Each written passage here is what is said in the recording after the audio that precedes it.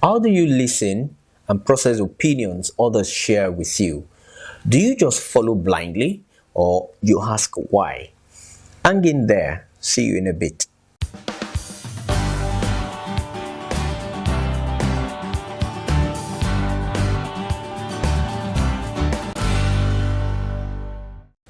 Hello and welcome to another episode of Life Lessons on godlystuffs.com.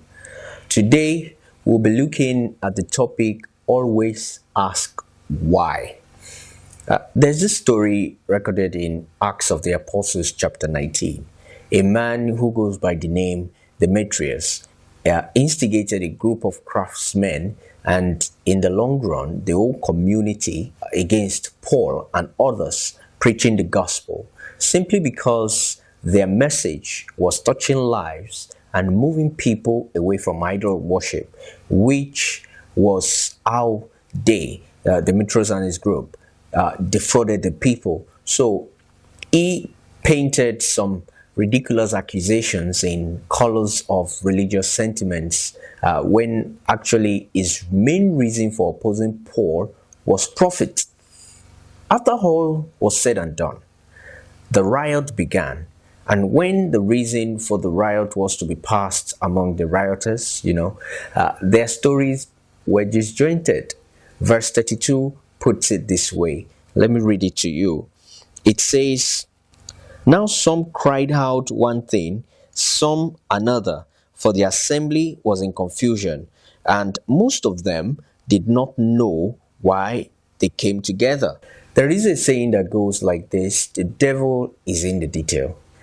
There is so much power in motive. At trials, the motive for the crime is sought so that the prosecution can present an ironclad case against the defendant. God also looks into our motive for doing things. He, unlike the prosecution, can really just look into our hearts and he can see clearly why we did what we did. We have to, therefore, always examine our thoughts critically before they become actions, because God will always look at them too. If the thought will yield wrong actions, check it and push it out of you. Also take note of this. The definition of wrong action is what God calls wrong actions. Many cultures have attempted to redefine what wrong means, by that creating confusion.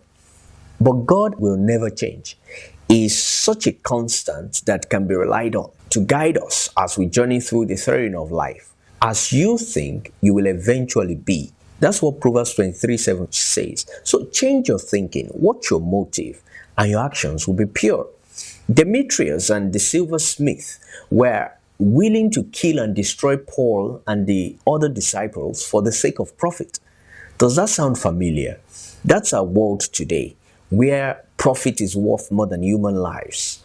God, the judge of motives, cannot be deceived.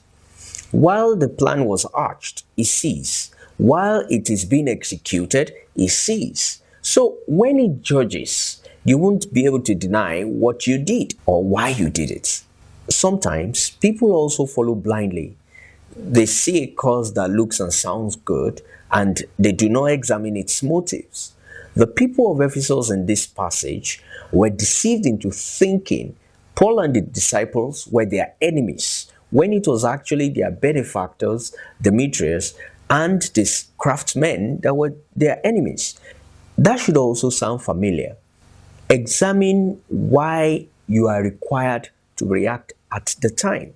Is it to some cabal's gain or for a noble cause? What will be the gain of your leader? What is the gain of the one asking you to move to action? What will be your own gain? Watch that verse 32 again. It shows us how mob mentality works. They acted without asking the question. Learn to always and always ask why. Thanks for watching. If you have gained anything, kindly share with somebody.